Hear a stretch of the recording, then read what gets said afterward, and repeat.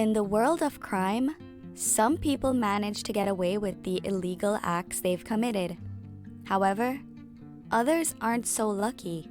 In fact, some are just plain stupid. These stories are proof that the only thing worse than being a criminal is being a dumb criminal.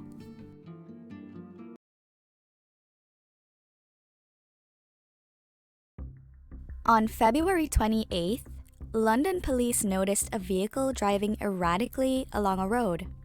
They tried getting the driver to pull over, but they were unsuccessful. The driver completely ignored them and just kept on going.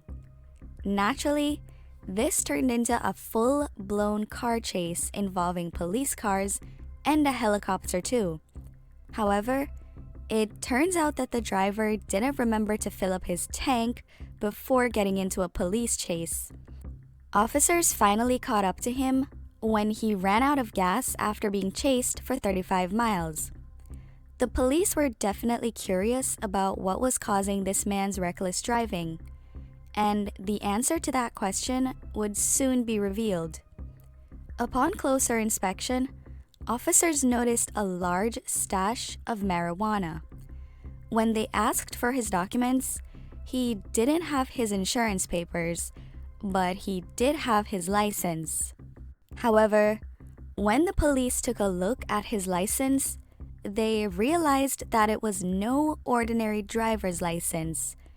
It was a Legoland driving license. Yes, this 21-year-old presented a driver's license that he got from an amusement park when he was 2 years old. He was arrested on suspicion of dangerous driving, failing to stop, possession of a Class B drug, and driving with no insurance. Despite him thinking that the Legoland license was legit, he was also arrested for driving without a license.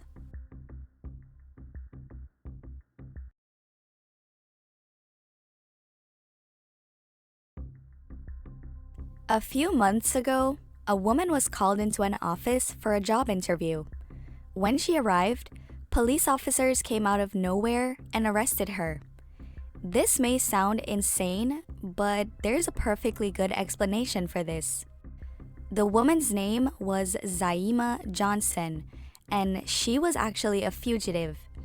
Yes, Zaima had been charged with fraud in Monroe County, Pennsylvania, and also had outstanding traffic charges in the state of New Jersey. However, she failed to appear in court for the charges and racked up 10 additional bench warrants because of it. Now, bench warrants are pretty much like regular arrest warrants, but they are issued by a judge when a person fails to show up for a required court appearance. While Zaima was on the run, she decided to apply for a job, which makes sense because being on the run can get very expensive. However, here's where Zaima went wrong. She applied for a job as a security guard for the Hudson County Sheriff's Office in New Jersey.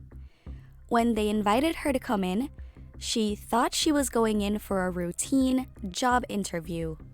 But when she arrived, they confirmed the validity of her warrants and took her into custody immediately.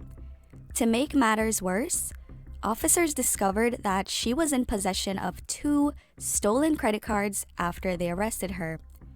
So now she was able to add credit card theft to her existing fraud and traffic charges.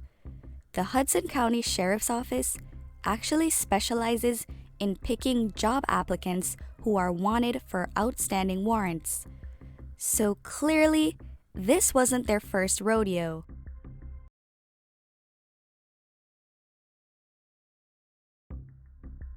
On the morning of October 5th, 2021, police received a report of a bank robbery taking place at a Chase Bank in Fountain Valley, California. When officers arrived, they detained the man responsible. His name was Samuel Brown, and he had prior convictions for robbery in San Diego. However, His prior robbery attempts are particularly interesting. In fact, one happened just the day before this robbery, and it happened at the same bank. Yes, you heard that right. Samuel tried to rob that same bank the day before. It is reported that he slipped a note to the bank teller demanding a large sum of money on October 4th. And he was actually able to flee the scene before the police arrived. But Samuel just wasn't satisfied and decided to come back the next day and try his luck by robbing the bank a second time. Who in their right mind tries to rob the same bank 2 days in a row? Maybe he wanted to get caught, because that's the only explanation that makes sense.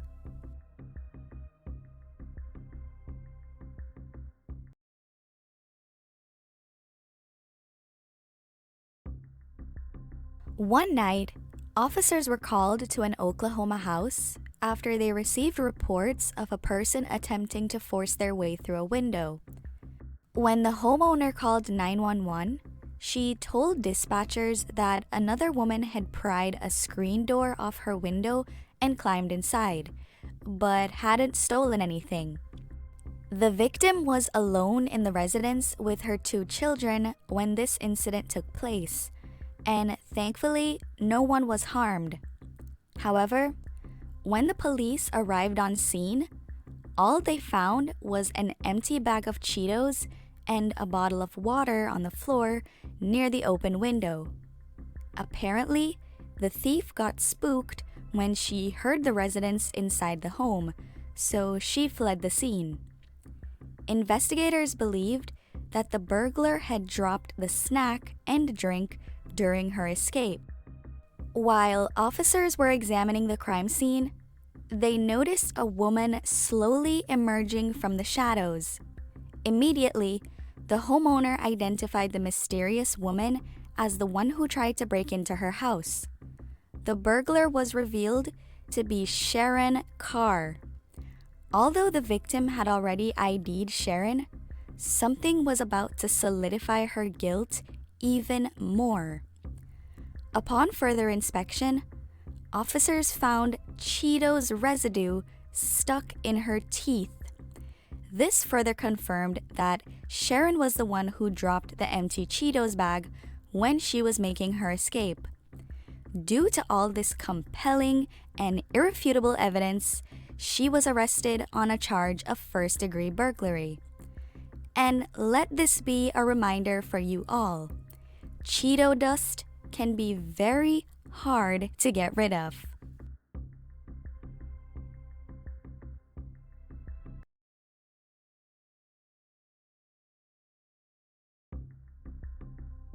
One night, police officers stumbled upon a dead body in the woods of New Jersey. It was the body of 26-year-old Kevin Rosero. He was found with stab wounds on his neck, head, chest, and arm. The knife used on Kevin was also found roughly 100 feet away from his body. However, the police would also find something else quite shocking in the woods that night. Not far away from Kevin's body was another young man lying on the ground, wearing a glove and a bloody shoe. He was still alive, and it became obvious that he was the perpetrator of this heinous crime. While they were detaining this man, they heard the sound of someone running in the woods nearby. They followed the sound and discovered another man wearing blood-stained clothing and carrying gloves. Officers would eventually learn that the person running was not just an accomplice to the crime, but much, much more. The culprits were identified as teenage brothers Joshua and Anthony Gamble.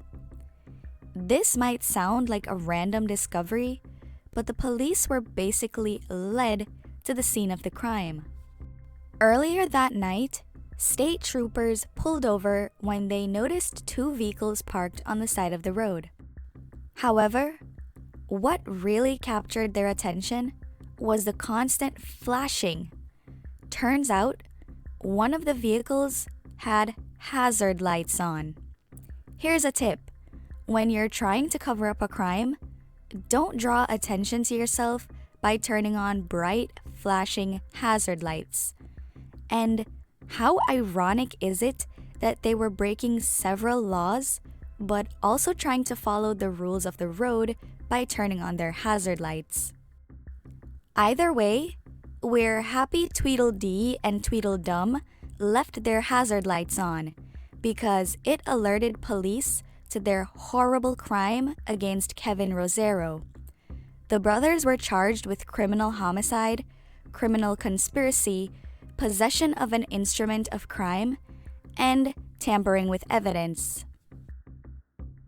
If you know any other stories of dumb criminals like the ones in this video, and you want to see more content like this, make sure to let us know in the comments below.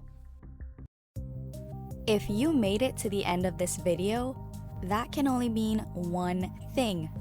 You are seriously into some weird-ish. So go ahead and press that like button, and don't forget to subscribe to our channel for more weird content just like this.